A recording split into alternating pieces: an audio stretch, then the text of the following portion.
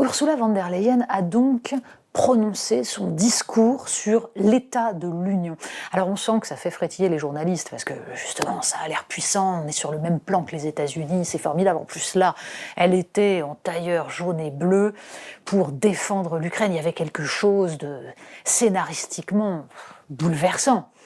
D'autant que, en fait, quand on regarde justement la scénarisation et le fond du discours, on s'aperçoit que ça y est, on y est. Les États-Unis d'Europe, en fait, ils sont là. Bien entendu, c'est ce que nous expliquons dans Marianne cette semaine, numéro spécial 30 ans de Maastricht. En fait, les fédéralistes européens ne la ramènent plus du tout. On n'en entend plus des défenseurs d'une Europe fédérale. Tout simplement parce que c'est pas la peine. C'est pas la peine puisqu'ils ont atteint leur but, même si la structure n'est pas fédérale, même si nous avons d'ailleurs les inconvénients qui pourraient exister de ne pas être totalement dans le fédéralisme, ça nous les avons tous les inconvénients. En revanche, il n'y a pas les avantages. Mais Ursula von der Leyen tient un discours politique, un discours qui embrigade l'ensemble des pays de l'Union européenne dans une même vision géostratégique, alors même que l'Europe n'est pas unie et que la France en particulier n'a jamais été sur cette ligne-là. Mais c'est pas grave, on va y aller. D'ailleurs, Ursula von der Leyen va désormais aller à Kiev pour la 3e fois pour, nous dit-on, parler avec Volodymyr Zelensky économie et intégration à l'Union européenne. Bref, ceux qui nous ont expliqué qu'il ne fallait pas s'inquiéter, que l'Ukraine n'allait pas intégrer si rapidement que ça l'Union européenne, que ce genre de choses prenait 15 ans, 20 ans. Ceux-là nous ont sans doute légèrement beurré les lunettes, parce qu'en fait, ça va aller beaucoup plus vite. Et parce qu'en fait, le discours d'Ursula von der Leyen est le discours d'Olaf Scholz, du chancelier allemand, sur un élargissement rapide de l'Union européenne à 30 voire 36 pays, avec la Moldavie, la Géorgie.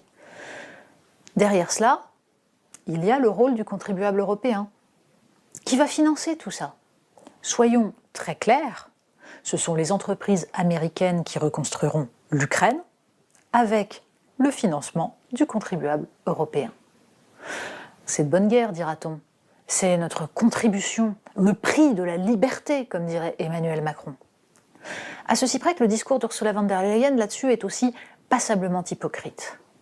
Quand elle explique à l'ensemble des citoyens européens que c'est bien la guerre en Ukraine qui provoque les difficultés, les hausses des prix, notamment des prix de l'énergie, quand elle renvoie Manon Aubry en lui disant que les factures qu'elle brandit, elle peut aller les brandir à Moscou. Elle oublie juste une chose.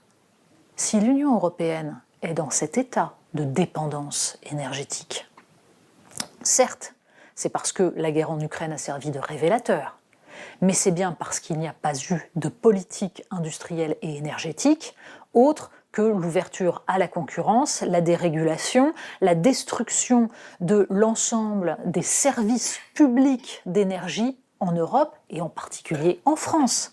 C'est bien parce qu'on a laissé l'Allemagne imposer ses choix et la France a démantelé petit à petit sa filière nucléaire. C'est bien tout cela que nous sommes en train de payer. C'est bien l'ouverture à la concurrence dictée par les instances de Bruxelles qui explique qu'aujourd'hui EDF soit en train de se ruiner pour permettre à des entreprises qui ne produisent pas d'électricité de lui en acheter à bas coût.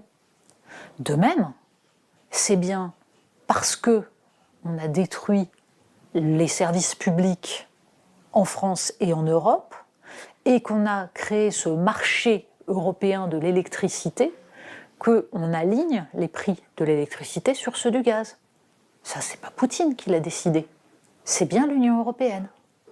Bref, les instances européennes, Ursula von der Leyen en tête, sont en train de se saisir du prétexte de la guerre en Ukraine pour faire oublier que les choix ont été absolument désastreux et que les Européens n'ont pas fini de les payer.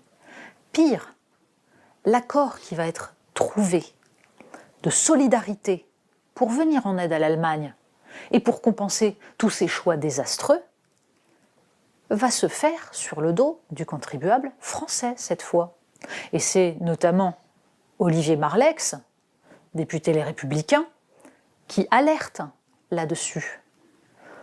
Le principe de solidarité va consister tout simplement à faire financer par les contribuables français la compensation pour que l'Allemagne puisse avoir une électricité à un prix correct. Bref, nous sommes là non pas dans une solidarité véritable, mais en fait dans un deux poids deux mesures total. Quand d'autres pays européens font de mauvais choix, la Grèce par exemple, ces pays doivent payer. Mais quand l'Allemagne fait de mauvais choix et persiste et mène une politique d'affaiblissement de la filière nucléaire française, eh bien derrière, il faut faire des cadeaux à l'Allemagne. Voilà actuellement l'état des lieux en Europe. Voilà ce qui va encore empirer si on continue à ne pas comprendre que cette union a été faite dans toutes ses structures pour être à la fois un marché dérégulé et une colonie américaine, épousant totalement les intérêts géostratégiques américains. Alors, quand on dit ça, on a immédiatement des commentateurs qui disent « mais pas du tout, la preuve, regardez, Donald Trump se désintéressait de l'Europe, voulait détruire l'OTAN.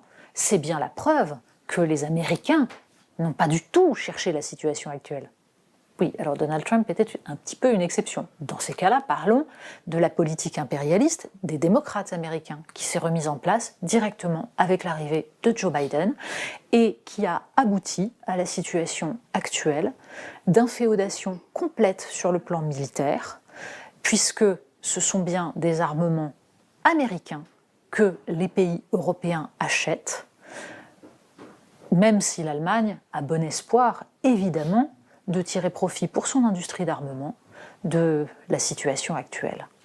Ursula von der Leyen va donc aller à Kiev. Elle va donc se comporter en présidente de l'Union européenne.